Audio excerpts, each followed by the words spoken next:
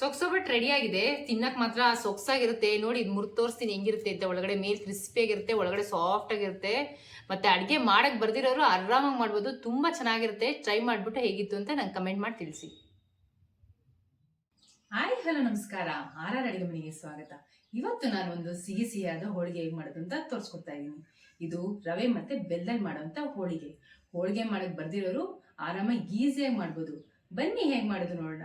ನಮ್ಮ ಚಾನೆಲ್ನ first time ನೋಡ್ತಿರೋ subscribe ಮಾಡೋದು ಮರಿಬೇಡಿ. ಲೈಕ್ ಮಾಡಿ, ಶೇರ್ ಮಾಡಿ, ಕಮೆಂಟ್ ಮಾಡಿ. ಇವಾಗ ಕನಕ ಕಲಸಿಟ್ಕೊಂಬೇಡ. ಇವಾಗ ಅರ್ಧ ಕೆಜಿ ಚಿರೋಟಿ ರವೆ ಹಾಕೋತಾ ಇದ್ದೀನಿ. ನೋಡಿ ಇದು ಅರ್ಧ ಕೆಜಿ ಇದೆ. ಇವಾಗ ಇದಕ್ಕೊಂದೇ ಒಂದೇ ಒಂದು ಚಿಟಿಕೆ ಉಪ್ಪು ಹಾಕೋಬೇಕು, ಸುಮ್ಮನೆ ರುಚಿಗೆ. ಇವಾಗ ಇದನ್ನ ನೀಟಾಗಿ ಮಿಕ್ಸ್ ಮಾಡ್ಕೊಂಬೇಡ.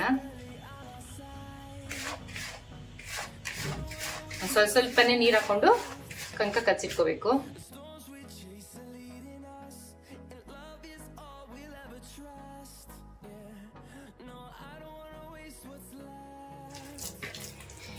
Minimum 1 hour ನೆನಿಬೇಕು. ಎಷ್ಟು ನೆನೆಯುತ್ತೋ ಅಷ್ಟು ಚೆನ್ನಾಗಿ ಸ್ವೀಟ್ ಚೆನ್ನಾಗಿ ಬರುತ್ತೆ.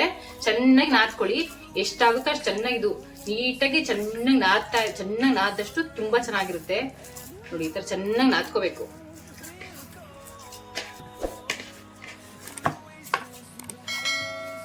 ಆದ್ಮೇಲೆ ಒಂದು 3 ರಿಂದ 4 ಟೇಬಲ್ ಸ್ಪೂನು ಎಣ್ಣೆ ಹಾಕೋಬೇಕು.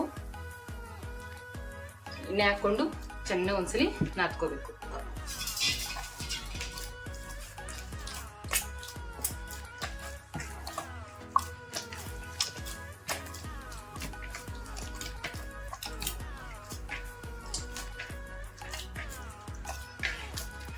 ಇದು ಎಣ್ಣೆ ಇದು ಕನಕದೊಳಗಡೆ ಹೋಗ್ಬೇಕು, ಆ ಥರ ನಾದಬೇಕು.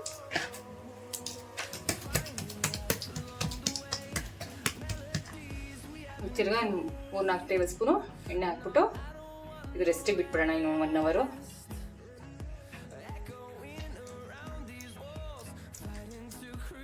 ಹೂರ್ಣ ಮಾಡ್ಕೊಳ್ಳೋದಕ್ಕೆ 1 ಪಾವ್ ಚಿರೋಟಿ ರವೆ ತಗೊಂಡಿದ್ದೀನಿ. ಅದನ್ನು ಹುರ್ಕೊತಾ ಇದ್ದೀನಿ. ಅದು ಉಪ್ಪಿಟ್ಟು ಮಾಡ್ತೀವಲ್ಲ ಅದಕ್ಕೆ ಹುರ್ಕೋಬೇಕು.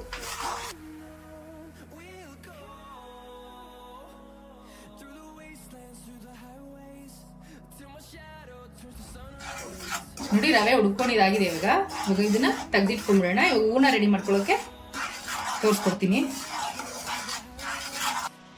ಇವಾಗ ಹೂರ್ಣ ರೆಡಿ ಮಾಡ್ಕೊಂಡ್ಬಿಡೋಣ. 1 ಪಾವ್ ರವೆ ತಗೊಂಡಿದ್ದೀನಿ, ಅದಕ್ಕೆ 1/4 ಪಾವ್ ಬೆಲ್ಲ ಹಾಕೊಂತಾ ಇದ್ದೀನಿ.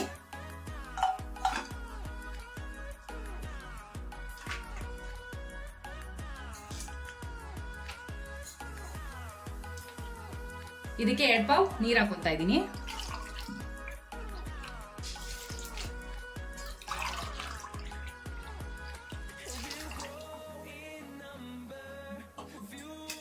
ಅರ್ಧ ಪಾವ್ ತೆಂಗಿನ ತುರಿ ಸ್ವಲ್ಪ ನೈಸಾಗಿ ರುಬ್ಬಿಟ್ಕೊಂಡಿದ್ದೀನಿ, ಅದನ್ನು ಹಾಕೊಂತಾ ಇದ್ದೀನಿ. ಇದೊಂದ್ಸಲಿ ನೀಟಾಗಿ ಮಿಕ್ಸ್ ಮಾಡ್ಕೊಂಬಿಡೋಣ. ಹಿಂಗೆ ಇವಾಗ ಬೆಲ್ಲ ಎಲ್ಲ ಹಿಂಗೆ ಕರಗಬೇಕದು.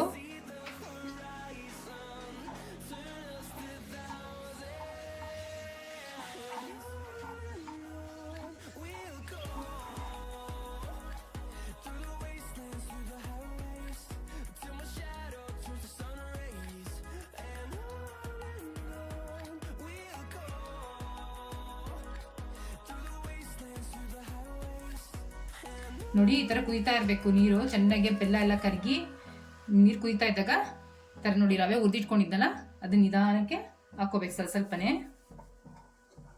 ಗಂಟಾಗ್ದಿರಂಗೆ ನೀಟಾಗೆ ಕಲ್ಸ್ಕೋಬೇಕು. ಹಿಂಗೆ ಕಲ್ಸ್ಕೊಂತಾ ಇರ್ಬೇಕು ನಿಧಾನಕ್ಕೆ.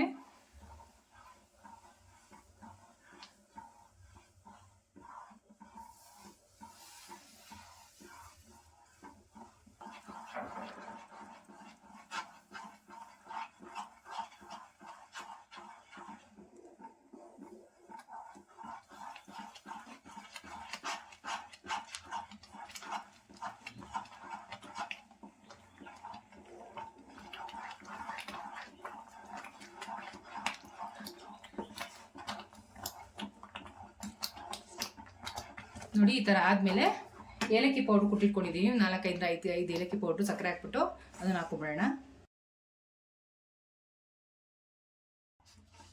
1-2 ನಿಮಿಷ ಮುಚ್ಚಿಟ್ಬಿಡೋಣ.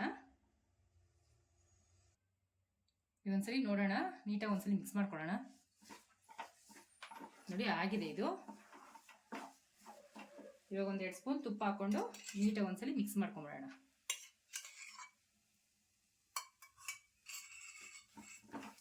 ನೋಡಿ ನೀಟಾಗಿ ಹಿಂಗೆ ಎಲ್ಲ ಕಡೆನೂ ತುಪ್ಪ ಘಮ ಅದು ಬರಬೇಕಲ್ಲ, ಅದಕ್ಕೆ ಎಲ್ಲ ನೀಟಾಗಿ ಒಂದ್ಸಲಿ ಮಿಕ್ಸ್ ಮಾಡಿಕೊಂಡು ಸ್ಟವ್ ಆಫ್ ಮಾಡ್ಕೊಂಬಿಡೋಣ. ಇದು ಸ್ವಲ್ಪ ತಣ್ಣಗಾಗಬೇಕು. ರೂಮ್ ಟೆಂಪರೇಚರ್ ಬಂದಮೇಲೆ ಇದು ಹೋಳಿಗೆ ಮಾಡಿ ತೋರಿಸ್ತೀನಿ. ಇವಾಗ ನೋಡಿ ಹೂರ್ಣ ತಣ್ಣಗಾಗಿದೆ. ನೋಡಿ ಈ ಥರ ಇಷ್ಟಿಷ್ಟು ಸಣ್ಣಗೆ ಉಂಡೆ ಮಾಡಿ ಇಟ್ಕೊಂಡಿದ್ದೀನಿ. ಕನಕನೂ ಚೆನ್ನಾಗಿ ನೆಂದಿದೆ. ಇವಾಗ ತಟ್ಕೊಂಬಿಡೋಣ. ನೋಡಿ ಈ ಥರ ಎಣ್ಣೆ ಸರ್ಕೊಂಡು ನಾನು ಇಷ್ಟು ದಪ್ಪ ತೊಗೊಂಡಿದ್ದೀನಿ ಕನಕನ. ನೋಡಿ ಕನಕನ ಹಿಂಗೆ ನೀಟಾಗಿ ಹಿಂಗೆ ತಟ್ಕೊಂಡು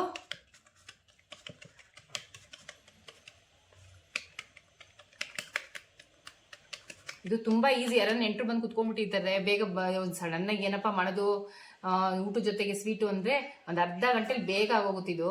ನೋಡಿ ಈ ಥರ ಎಲ್ಲ ಕ್ಲೀನಾಗಿ ಕ್ಲೋಸ್ ಮಾಡಿಕೊಂಡು ನೋಡಿ ಈ ಥರ ತಟ್ಕೊಳ್ಳೋದು. ನೋಡಿ ಎಷ್ಟು ಈಸಿಯಾಗಿ ತಟ್ಕೊಬೋದಲ್ವಾ, ತುಂಬ ಈಸಿ. ನೋಡಿ ಈ ಥರ ತಟ್ಟೆ ಇಟ್ಕೊಂಬಿಟ್ರೆ ಬೇಗ ಬೇಗ ಬೇಗ ಕರ್ಕೊಂಬಿಡ್ಬೋದು. ನೋಡಿ ಅಷ್ಟೇ ಆಗೋಯ್ತು. ತುಂಬ ಈಸಿಯಾಗಿ ಆಗ್ಬಿಡುತ್ತೆ. ಕೆಲವ್ರಿಗೆ ಒಬ್ಬಟ್ಟು ಮಾಡಬೇಕು ಅಂದರೆ ಅಯ್ಯೋ ಒಬ್ಬಟ್ಟ ಅಂತ ಅನ್ಕೋತೀವಿ, ಬಟ್ ಈ ಒಬ್ಬಟ್ಟಂತೂ ತುಂಬ ಈಸಿಯಾಗಿ ಆಗುತ್ತೆ.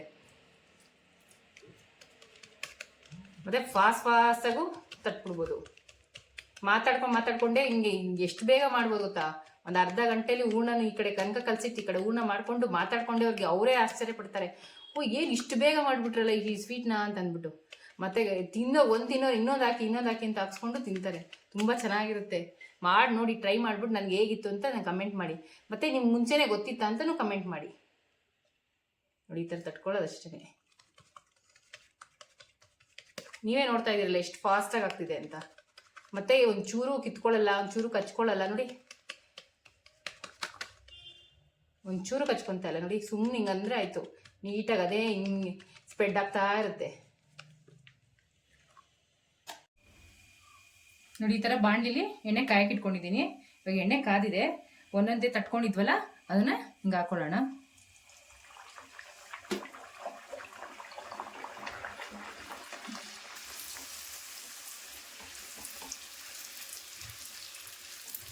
ನೋಡಿದ್ರೆ ಎಷ್ಟು ಚೆನ್ನಾಗಿ ಉಗ್ತಾ ಇದೆ ಅಂತ. ಪೂರಿ ಉಗ್ದಂಗೆ ಉಕ್ಕುತ್ತೆ.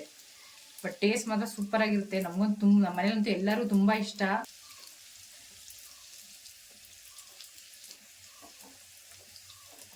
ನೋಡಿ ಇಷ್ಟಾದರೆ ಸಾಕು, ಆಗಿದೆ. ಇದು ತಕ್ಕೊಂಡ್ಬಿಡೋಣ.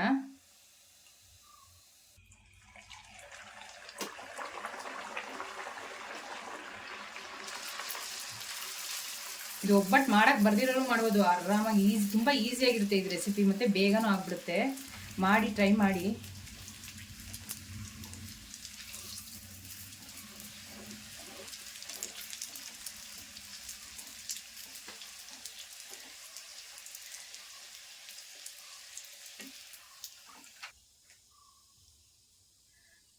ಸೂಪರ್ ಆಗಿರೋ ಸೊಗ್ಸೊಬ್ಬಟ್ಟು ರೆಡಿಯಾಗಿದೆ. ಸೊಗ್ಸೊಬ್ಬಟ್ಟು ರೆಡಿಯಾಗಿದೆ. ತಿನ್ನಕ್ಕೆ ಮಾತ್ರ ಸೊಗ್ಸಾಗಿರುತ್ತೆ. ನೋಡಿ ಇದು ಮುರಿದು ತೋರಿಸ್ತೀನಿ ಹೆಂಗಿರುತ್ತೆ ಅಂತ. ಒಳಗಡೆ ಮೇಲೆ ಕ್ರಿಸ್ಪಿಯಾಗಿರುತ್ತೆ, ಒಳಗಡೆ ಸಾಫ್ಟ್ ಆಗಿರುತ್ತೆ. ಮತ್ತು ಅಡುಗೆ ಮಾಡಕ್ಕೆ ಬರ್ದಿರೋರು ಆರಾಮಾಗಿ ಮಾಡ್ಬೋದು. ತುಂಬ ಚೆನ್ನಾಗಿರುತ್ತೆ. ಟ್ರೈ ಮಾಡಿಬಿಟ್ಟು ಹೇಗಿತ್ತು ಅಂತ ನಂಗೆ ಕಮೆಂಟ್ ಮಾಡಿ ತಿಳಿಸಿ.